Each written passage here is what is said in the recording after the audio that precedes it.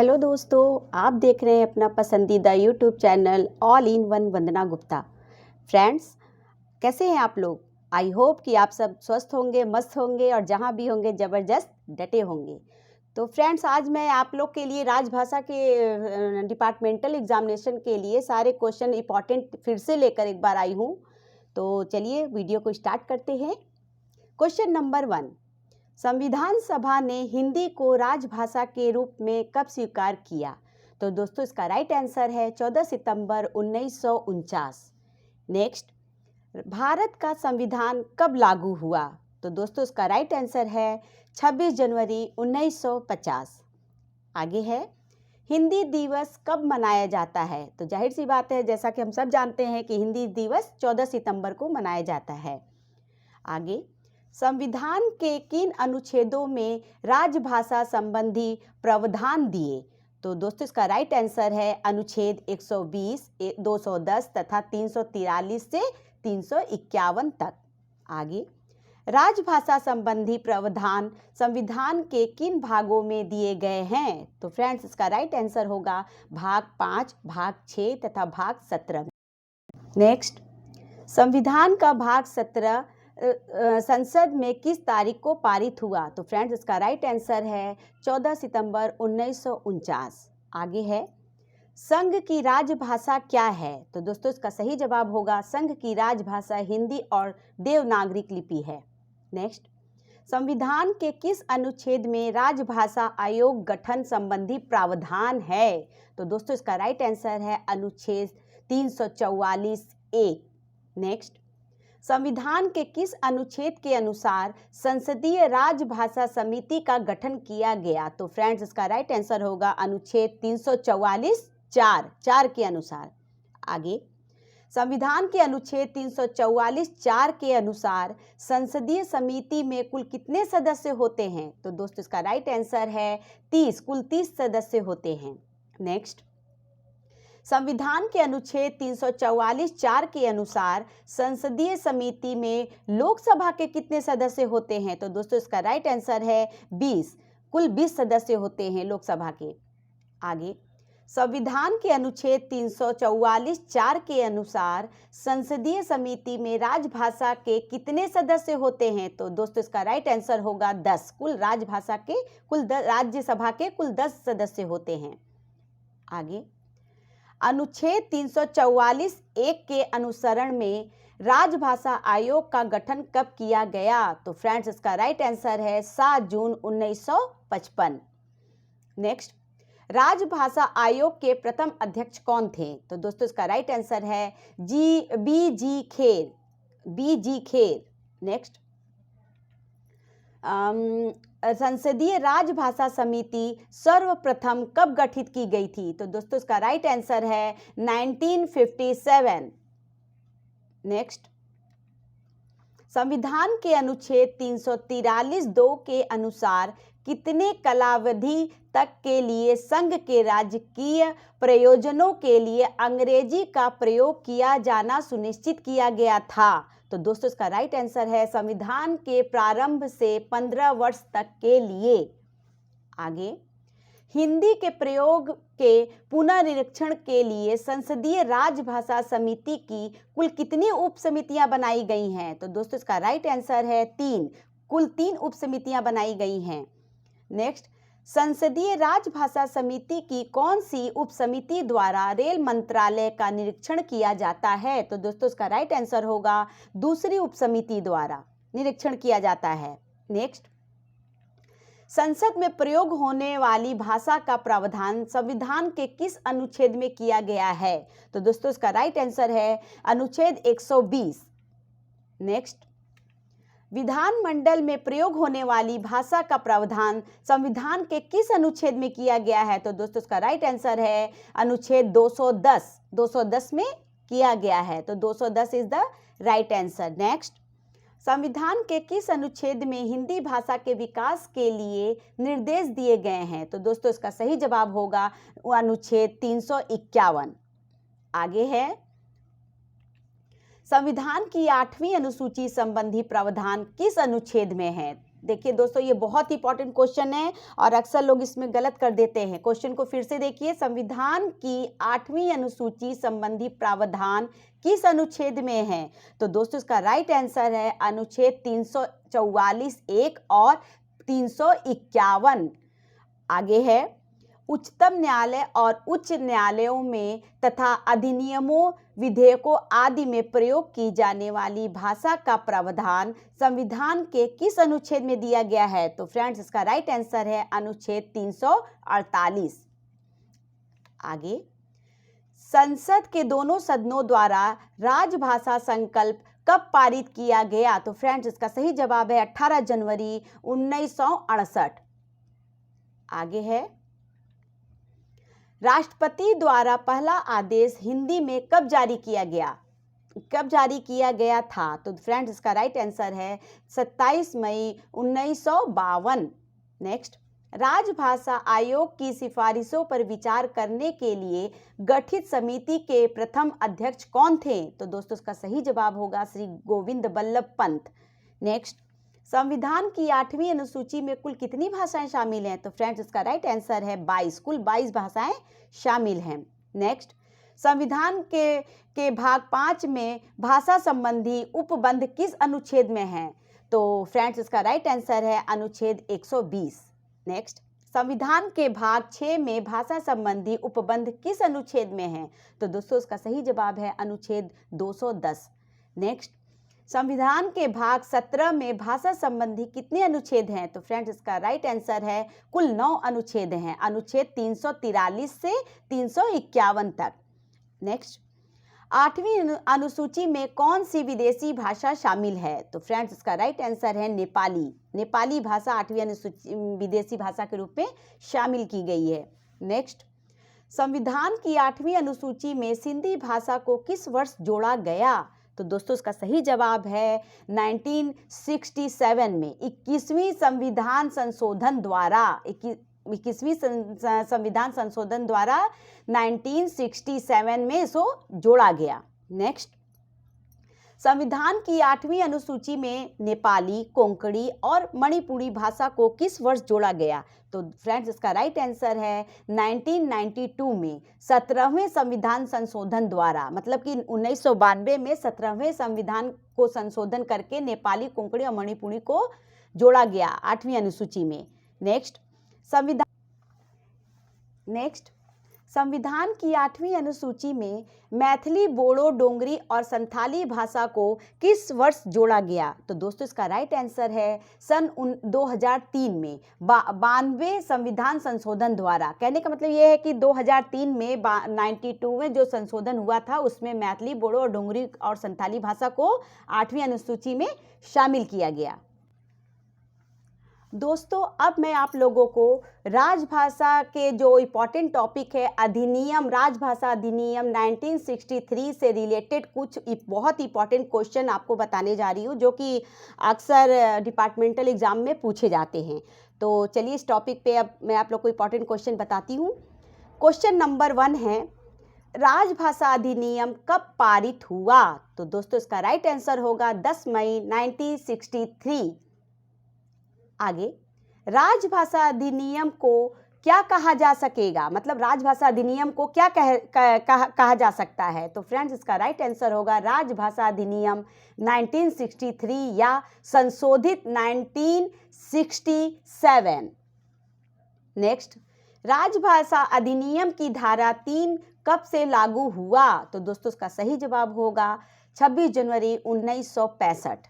Next, राजभाषा अधिनियम की धारा 2 ख के अनुसार हिंदी से आशय क्या? मतलब कहने का यह है कि धारा 2 ख के अनुसार हिंदी से क्या आशय है? तो दोस्तों इसका राइट आंसर है हिंदी से वह हिंदी अभिप्रेत है जिसकी लिपि देवनागरिक है। आगे, राजभाषा अधिनियम 1963 कब संशोधित हुआ? तो दोस्तों इसका सही जवाब होगा 1967 में। नेक्स्ट, राजभाषा अधिनियम 1963 या संशोधित 1967 की धारा 3 के अंतर्गत आने वाले दस्तावेजों को किस भाषा में जारी करना अनिवार्य है? तो दोस्तों इसका राइट आंसर होगा हिंदी अंग्रेजी द्विभाषी रूप में। आगे है राजभाषा अधिनियम 1963 यथा संशोधित 1967 की किस धारा के उपबंधों के अनुसार संसदीय राजभाषा समिति का गठन किया गया? तो दोस्तों इसका सही जवाब है धारा 4(1). आगे संसदीय राजभाषा समिति के सदस्यों का निर्वाचन किस प्रकार किया जाता है? तो फ्रेंड्स इसका राइट आंसर होगा लोकसभा तथा राज्यसभा के सदस्यों द्वारा अनुपातिक प्रतिनिधित्व प्रणाली के अनुसार एकल संक्रमणित मत द्वारा। आगे राजभाषा अधिनियम 1963 यथा संशोधित 1967 की कौन कौन सी धारा के उपबंध जम्मू कश्मीर राज्य को लागू नहीं होती है? तो फ्रेंड्स का राइट आंसर है धारा 6 और धारा 7 के अंतर्गत जम्मू कश्मीर राज्य को लागू नहीं होती है। नेक्स्ट राजभाषा अधिनियम 1963 यथा संशोधित 1967 की कौन सी धारा के तहत केंद्र सरकार को नियम बनाने की शक्ति प्रदान की गई है? तो दोस्तों इसका राइट आंसर है धारा 8। धारा 8 के अनुसार केंद्र सरकार को नियम बना सकते हैं, बनाने की शक्ति मतलब कि आदेश जारी हुआ है। आगे राजभाषा अधिनियम 1963 यथा संशोधित 1967 की धारा 3(1) के अनुसार संघ और किसी ऐसे राज्य जिसने हिंदी को राजभाषा के रूप में नहीं अपनाया के बीच पत्राचार में किस भाषा का प्रयोग किया जाएगा? तो दोस्तों इसका राइट आंसर है अंग्रेजी। नेक्स्ट राजभाषा अधिनियम 1963 यथा संशोधित 1967 की धारा 3(1) के अनुसार किसी ऐसे राज्य जिसने हिंदी को राजभाषा के रूप में नहीं अपनाया है और किसी ऐसे राज्य जिसने हिंदी को राजभाषा के रूप में अपनाया के बीच पत्राचार में किस भाषा का प्रयोग किया जाएगा? तो दोस्तों इसका राइट आंसर है हिंदी को प्रयोग में लाया जाएगा, साथ ही उसका अनुवाद अंग्रेजी भाषा में किया जाएगा। तो दोस्तों क्वेश्चन को ध्यान से समझिए, बहुत ही इजी है। नेक्स्ट राजभाषा अधिनियम 1963 संशोधित रूप में कब पारित हुआ? तो फ्रेंड्स इसका राइट आंसर है 16 दिसंबर 1967। तो इसका सही आंसर है 16 दिसंबर 1967। आगे राजभाषा अधिनियम 1963 को क्यों पारित हुआ? पूछ रहा है कि जो 1963 था राजभाषा अधिनियम वो क्यों पारित किया गया? तो फ्रेंड्स इसका राइट आंसर है 1965 के बाद भी हिंदी के साथ अंग्रेजी के प्रयोग को जारी रखने का प्रावधान करने के लिए। आगे राजभाषा अधिनियम में कुल कितनी धाराएं हैं? तो फ्रेंड्स इसका राइट आंसर है 9, कुल 9 धाराएं हैं। फ्रेंड्स अब मैं आप लोग को बताने जा रही हूं कि संविधान की अनुसूची में 8वीं अनुसूची में कुल कितनी भाषाएं शामिल हैं और कौन कौन सी वो भाषाएं कौन कौन सी हैं। तो फ्रेंड्स संविधान की 8वीं अनुसूची में कुल 22 भाषाएं शामिल हैं, जिसका वर्णन अनुच्छेद 344(1) से और 351 के अंदर मिलेगा। तो आइए मैं बताती हूँ कि वो 22 भाषाएं कौन कौन सी हैं। पहला है असमिया, दूसरा उड़िया, तीसरा उर्दू, फिर कन्नड़, कश्मीरी, गुजराती, तमिल, तेलुगु, पंजाबी, बंगला, मराठी, मलयालम, संस्कृत, सिंधी, हिंदी, मणिपुरी, नेपाली, कोंकणी, मैथिली, बोडो, डोंगरी और संथाली। तो फ्रेंड्स आप लोगों ने देखा कि मैंने आप लोगों को पूरी 22 भाषाएं थी उसके बारे में बताया।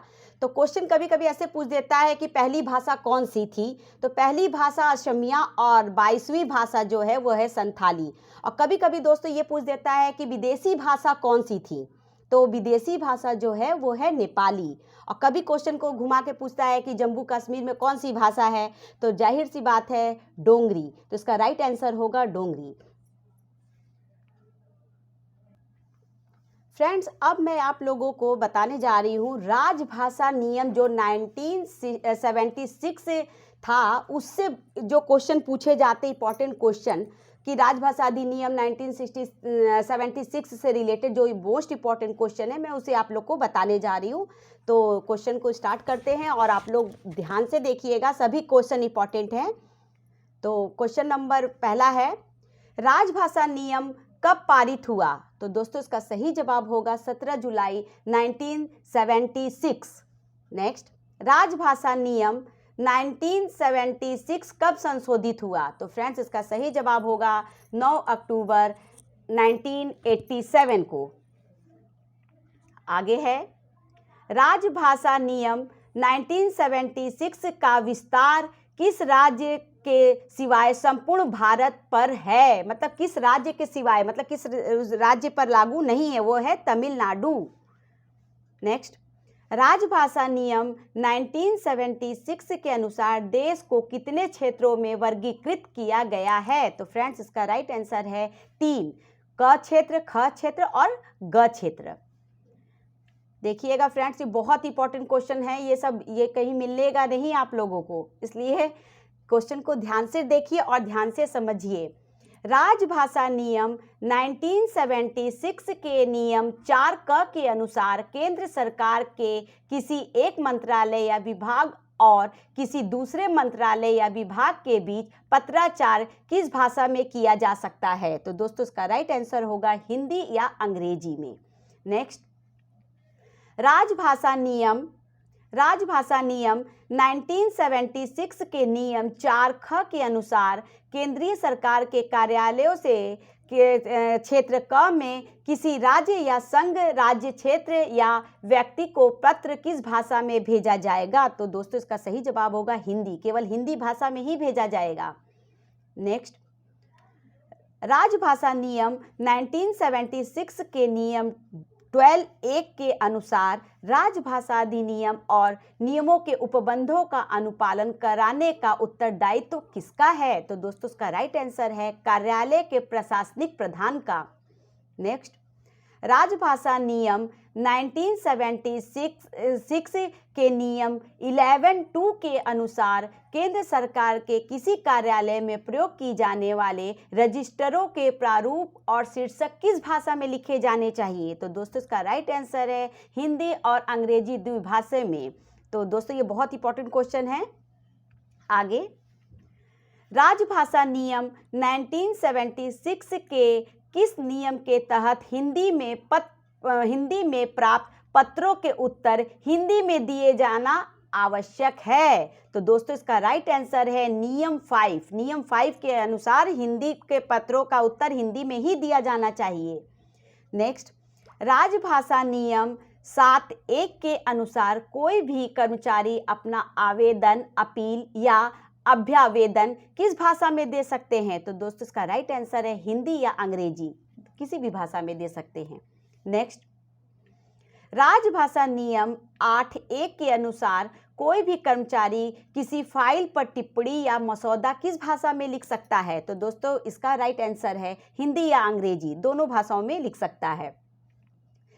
आगे, राजभाषा नियम 8(2) के अनुसार कोई भी हिंदी का कार्य साधक कर्मचारी हिंदी में किसी दस्तावेज के अंग्रेजी की मांग कब कर सकता है? तो दोस्तों इसका सही जवाब है जब वह दस्तावेज विधिक या तकनीकी प्रकृति का हो। आगे, राजभाषा नियम 8(3) के अनुसार कोई भी दस्तावेज विधिक या तकनीकी प्रकृति का है या नहीं, इसका विनिश्चय कौन करेगा? तो फ्रेंड्स इसका राइट आंसर है विभाग या कार्यालय का प्रधान।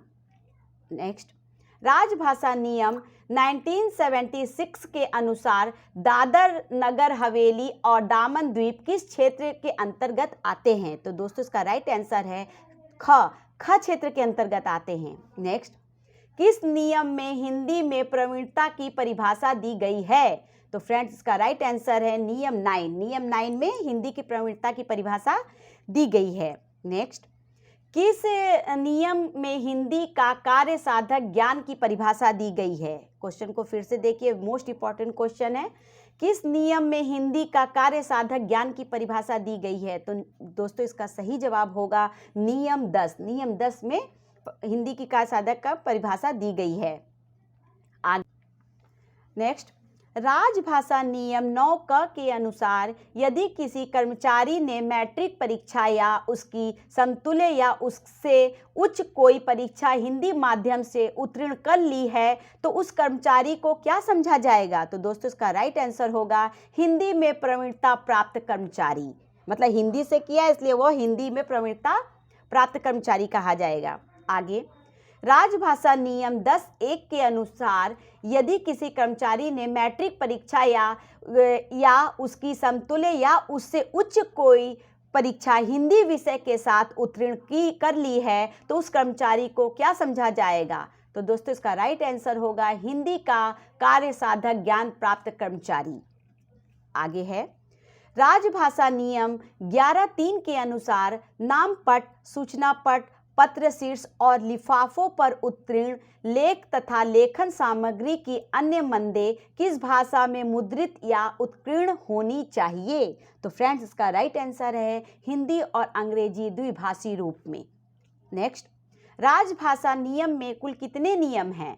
तो दोस्तों इसका सही जवाब है 12। राजभाषा नियम में कुल 12 नियम है। वेरी वेरी इंपॉर्टेंट क्वेश्चन है ये। दोस्तों अब मैं आप लोगों को राजभाषा कार्यान्वयन समिति से संबंधित जो इम्पोर्टेंट क्वेश्चन है उससे रिलेटेड क्वेश्चन आपको बताने जा रही हूँ, जिसका ये टॉपिक जो है अब मैं बात कर रही हूँ राजभाषा कार्यान्वयन समिति से रिलेटेड क्वेश्चन की। तो चलिए क्वेश्चन को स्टार्ट करते हैं। जितने भी क्वेश्चन मैं आपको बताऊंगी सारे इंपॉर्टेंट है। ये इंपॉर्टेंट क्वेश्चन ही मैं आप लोग को बता रही हूँ और टॉपिक वाइज बता रही हूँ। तो क्वेश्चन है, केंद्रीय हिंदी समिति के अध्यक्ष कौन होते हैं? तो दोस्तों इसका राइट आंसर है प्रधानमंत्री। नेक्स्ट, क्षेत्रीय राजभाषा कार्यान्वयन समिति के अध्यक्ष कौन होते हैं? तो दोस्तों इसका राइट आंसर है महाप्रबंधक। नेक्स्ट, मंडल राजभाषा कार्यान्वयन समिति के अध्यक्ष कौन होते हैं? तो दोस्तों इसका राइट आंसर है मंडल रेल प्रबंधक। आगे, क्षेत्रीय मंडल राजभाषा कार्यान्वयन समिति की बैठक वर्ष में कितनी बार होती है? तो दोस्तों इसका सही जवाब है 4 बार। हर 3 महीने में एक बार, मतलब चार बार होता है और 3-3 महीने पे एक बार होता रहता है। नेक्स्ट, जबलपुर नगर स्थित नगर राजभाषा कार्यान्वयन समिति कार्यालय क्रमांक 2 का दायित्व किस कार्यालय को सौंपा गया? वेरी वेरी इंपॉर्टेंट क्वेश्चन, फिर से देखिएगा। जबलपुर नगर स्थित नगर राजभाषा कार्यान्वयन समिति कार्यालय क्रमांक 2 का दायित्व किस कार्यालय को सौंपा गया? तो फ्रेंड्स इसका राइट आंसर है महाप्रबंधक कार्यालय जबलपुर। नेक्स्ट, नगर राजभाषा कार्यान्वयन समिति कार्यालय क्रमांक 2 जबलपुर के अध्यक्ष कौन हैं? तो फ्रेंड्स इसका राइट आंसर है महाप्रबंधक पश्चिम मध्य रेल जबलपुर। नेक्स्ट, नगर राजभाषा कार्यान्वयन समिति की बैठक वर्ष में कितनी बार होती है? तो फ्रेंड्स इसका राइट आंसर है 2 बार, मतलब 6 माह में एक बार, यानी साल में 2 बार होती है। आगे, नगर राजभाषा कार्यान्वयन समिति का अध्यक्ष कौन होता है? तो दोस्तों इसका राइट आंसर है नगर के केंद्रीय सरकार का वरिष्ठतम अधिकारी। नेक्स्ट, वर्ष 1973 में गठित पहली रेलवे हिंदी सलाहकार समिति की अध्यक्षता किसने की? तो फ्रेंड्स इसका राइट आंसर है श्री ललित नारायण मिश्र। पहली हिंदी सलाहकार समिति की बैठक की बात कर रहा है, तो इसका राइट आंसर होगा ललित नारायण मिश्र। नेक्स्ट, वर्ष 1976 में गठित संसदीय राजभाषा समिति के अध्यक्ष कौन थे? तो दोस्तों इसका राइट आंसर है तत्कालीन गृह मंत्री श्री उस समय ओम मेहता। उस समय जो होंगे वो थे श्री ओम मेहता। नेक्स्ट, संसदीय राजभाषा समिति की कौन सी समिति प्रतिवेदन का मसौदा तैयार करती है? तो दोस्तों इसका राइट आंसर है संसदीय राजभाषा समिति की आलेख एवं साक्ष्य उप समिति। तो आपको मेरा वीडियो कैसा लगा? अगर अच्छा लगा हो तो प्लीज़ इसको लाइक करिए, सब्सक्राइब करिए और शेयर करिए और मुझे कमेंट करके बताइए कि आपको मेरा वीडियो कैसा लग रहा है। हालांकि बहुत सारे लोग मुझे कमेंट कर रहे हैं, आप सबको मैं धन्यवाद करना चाहती हूँ।